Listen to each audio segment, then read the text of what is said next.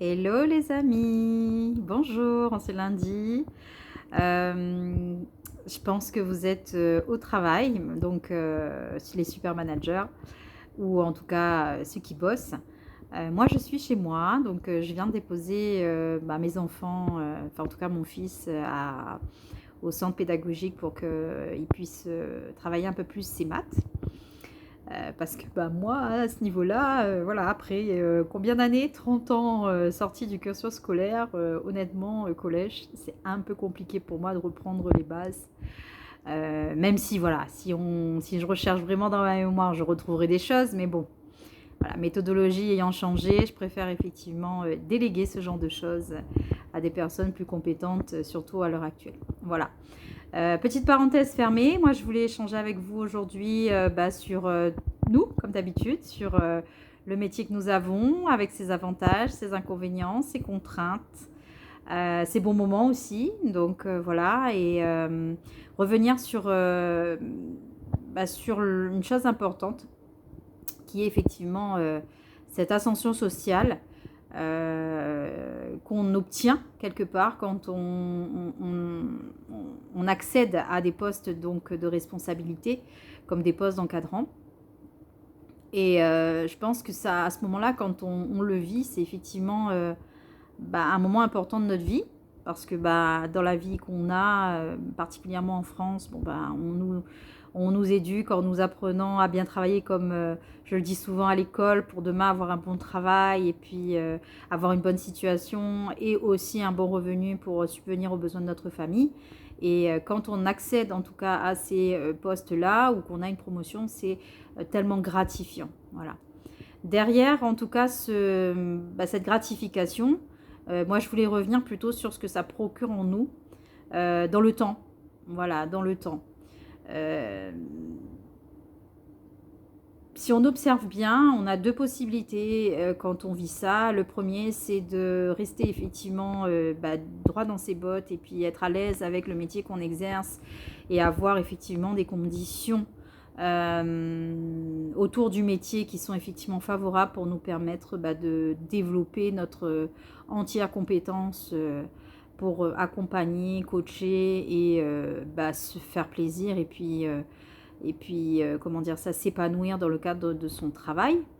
Et la deuxième possibilité, mais je pense que nous sommes nombreux à vivre cette situation-là, c'est d'avoir effectivement une situation professionnelle qui, au départ, est gratifiante, comme je le disais, mais également avec beaucoup de motivation, donc on la réalise, et on a beaucoup d'aspiration, et humainement, on s'engage en tout cas dans une démarche d'accompagner les collaborateurs qu'on a, d'aider, voilà. Mais voilà, à ce moment-là, on peut être confronté à des situations de relations humaines qui sont compliquées, dans lesquelles on a du mal parfois à comprendre l'autre, on a du mal aussi à pouvoir faire appliquer ce qui est demandé, on a du mal aussi à pouvoir avoir cette légitimité et quelque part asseoir non pas son autorité, mais les consignes qu'on a à passer pour que le travail soit fait correctement. Et à ce moment-là, c'est vrai que le sentiment que tu peux ressentir, et que moi aussi j'ai ressenti au début de ma carrière, c'est de se sentir un petit peu démuni parce que on y met tellement toute notre personne, on donne tellement au quotidien pour que les choses se passent bien, mais voilà, il y a plein de petits grains de sable qui s'entremêlent. Alors, est-ce la faute du système? Est-ce la faute des autres? Est-ce notre propre faute? Je pense que voilà, il y a un mélange de tout ça. C'est pas que la faute des autres, mais quand on est jeune manager, je pense qu'effectivement, peut-être par mon expérience, on a envie de trop bien faire. Et cette envie de trop bien faire à un moment donné fait malheureusement parfois l'effet inverse. Voilà. Et cette gratification aussi sociale, cette promotion sociale aussi, elle nous installe quelque part dans un confort de vie, voilà, qu'on a souhaité ou malgré soi, qu'on a pu obtenir parce que on avait les compétences requises pour exercer ce métier. Et on s'installe dans une petite routine. Donc, tu connaîtras de quoi je parle. Hein. La petite routine, c'est quoi? On commence d'abord par être fier de recevoir le salaire qu'on a, ensuite de pouvoir acheter ce qu'on a envie. On commence particulièrement en France déjà par s'acheter sa voiture, ensuite on décide de devenir propriétaire. Voilà, on accède donc à la propriété dans les années qui suivent, hein, quelque part, cette promotion sociale. On crée sa famille, hein, voilà, on a des enfants ou un conjoint, ou il y a des gens aussi qui souhaitent rester célibataires. C'est pas, voilà, ça, chacun son truc. Mais ce que je veux dire par là, c'est que cette routine, en fait, elle s'installe et sans qu'on s'en rende compte, sans qu'on s'en aperçoive du moins, il peut manquer quelque chose. Il peut manquer quelque chose parce qu'à un moment donné, on se rend compte qu'au final, en ayant pris tous ces engagements, on est effectivement un petit peu coincé financièrement. Finir les fins de mois, ça fait l'effet inverse en fait. Finir les fins de mois, c'est super compliqué. Tu as dû te retrouver, je pense, des mois à se demander, mon Dieu, comment je vais pouvoir boucler le mois et comment ça va se passer. Enfin bref, se greffe sur cette promotion sociale plein d'autres problématiques personnelles et familiales que tu affrontes. J'utiliserai même ce mot-là, hein, c'est affronter. Parce qu'au quotidien, quand on a effectivement un mindset, quand on est dans cette position de leader, je dirais, et voilà, de meneur d'équipe, en général, on a un mental à toute épreuve. Et très souvent, quand je dis à toute épreuve, c'est qu'on ne soupçonne même pas, en fait, la capacité qu'on a à affronter le quotidien, à se dire que demain sera un autre jour, demain ça ira mieux. Et à ce moment-là arrivent aussi les frustrations. Donc, quelle frustration on peut vivre quand on est dans cette phase-là? C'est à un moment donné de se dire pourquoi je travaille, quoi. Si je travaille tous les jours, je réalise tant d'heures par mois ou tant d'heures par semaine et à ne plus pouvoir profiter de sa famille ou à profiter soi-même de faire des choses pour soi, mine de rien, le travail prend une grande place dans la vie que nous menons au quotidien et dans la semaine. Et ça occasionne des frustrations. C'est qu'à un moment donné, on a l'impression de donner énormément et de ne pas toujours recevoir ce qu'on souhaiterait en retour. Ça nous rend déçus aussi de l'humain, des personnes qu'on côtoie au quotidien, aussi bien sa hiérarchie que ses collaborateurs. On peut être frustré aussi de ne plus d'avoir forcément de lien social. Le lien social est surtout axé sur les relations professionnelles qu'on peut avoir et aux alentours. Mais voilà, vivre des relations amicales ou je dirais sincères, si on prend du recul et on observe un petit peu les situations, très souvent ce sont des situations qui sont essentiellement du réseautage professionnel dans lequel, on s'épanouit, c'est vrai, mais en même temps où à un moment donné on peut ressentir un côté un petit peu superficiel de la chose. Voilà, donc voilà, les frustrations, ça peut être ça. Et aussi au niveau salarial, c'est vrai que peu importe dans quelle entreprise on est, il n'y a pas de moyenne, hein. On peut se satisfaire de 2 000 €, comme de 2 800, comme de 3 000. Puis il y a des encadrants en fonction des boîtes dans lesquelles on est, on peut être sur des montants qui sont bien sûr plus hauts.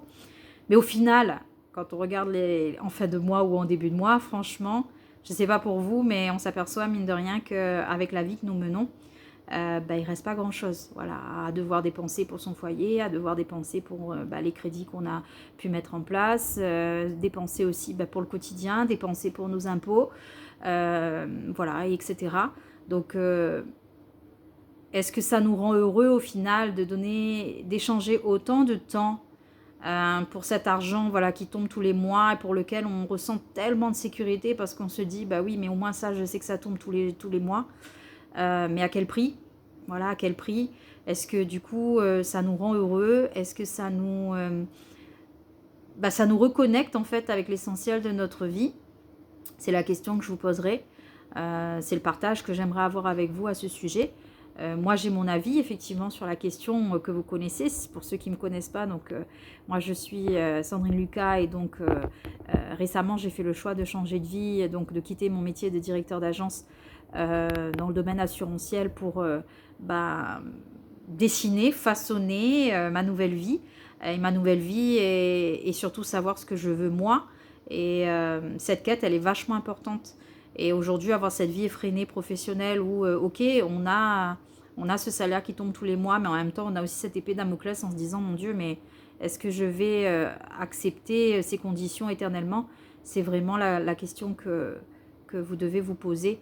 Si vous êtes heureux aujourd'hui dans le travail que vous faites, bravo à vous, c'est super, c'est que vous y avez trouvé vraiment une motivation et que les gens vous le rendent bien aussi, parce que la motivation c'est une chose, mais elle peut être qu'entretenue. Maintenant, si vous êtes bougon, si vous êtes plutôt pessimiste sur votre avenir, vous êtes en colère parce que vous avez l'impression que les gens vous comprennent pas, ou que votre hiérarchie ne comprend pas forcément quel est le potentiel que vous avez, ou que financièrement, ok, vous avez une paye, mais vu la charge de travail que vous avez, ça mériterait mieux. C'est vraiment que quelque part, ça mériterait que vous puissiez être accompagné pour mieux comprendre, mieux dessiner et mieux appréhender en tout cas cette transition ou ce virage que vous êtes en train de prendre. Parce qu'à un moment donné, quand vous commencez à avoir ces interrogations de se dire, mon Dieu, mais est-ce que je suis à ma place? Est-ce que je fais bien de continuer dans ce sens-là? Et que vous commencez à ressentir vraiment de la lassitude ou de l'épuisement, il ne faut pas attendre d'être en burn-out pour réagir. Et l'accompagnement, en tout cas, et c'est ce que moi aussi je vous propose maintenant, c'est de pouvoir aussi vous accompagner dans cette démarche-là et partager mon expérience avec vous, pouvoir vous expliquer aussi comment moi j'ai pu aujourd'hui tenir ce discours que je vous tiens aujourd'hui, parce que j'étais loin de penser comme ça il y a encore quelques mois où oui, il y avait beaucoup de choses qui me freinaient, beaucoup de choses qui me retenaient, de me dire mon Dieu, je vais faire comment? On a deux revenus. Moi j'ai cette chance d'avoir mon conjoint qui travaille, mais on vit avec 2 revenus. Et si d'aventure je faisais le pas de changer d'activité, ça donnerait quoi? Donc à force de se poser ce genre de questions qui sont très limitantes et qui quelque part nous empêchent de pouvoir aussi voir le champ des possibles, c'est bien dommage. Voilà. Donc moi, je voulais partager ça avec vous aujourd'hui. Posez-vous la question aujourd'hui, est-ce que ce niveau de vie que vous avez, mettez votre niveau de vie en parallèle avec ce que vous vivez, les sentiments que vous avez, ce que vous ressentez quand vous pensez à cette vie que vous menez là. Et partagez avec moi en commentaire ou en DM si vous souhaitez un petit peu plus d'intimité et de confidentialité, il n'y a pas de souci. On est sur les réseaux aussi, donc pouvoir exprimer aussi ce qu'on vit dans son cadre professionnel, c'est pas toujours simple, ça je le comprends tout à fait, mais ça me ferait vraiment plaisir de pouvoir échanger avec vous en DM, pouvoir connaître aujourd'hui votre quotidien, savoir comment vous vivez les choses, pour que nous puissions, si c'est possible, trouver des solutions ensemble pour avancer et puis être épanouis tout simplement. Voilà, en tout cas, je vous souhaite une bonne journée et une très très bonne semaine. Et puis, je vous dis à très bientôt. Je pense republier dans la semaine. Si je peux le faire, il n'y a pas de souci. Voilà, merci. Ciao, bye.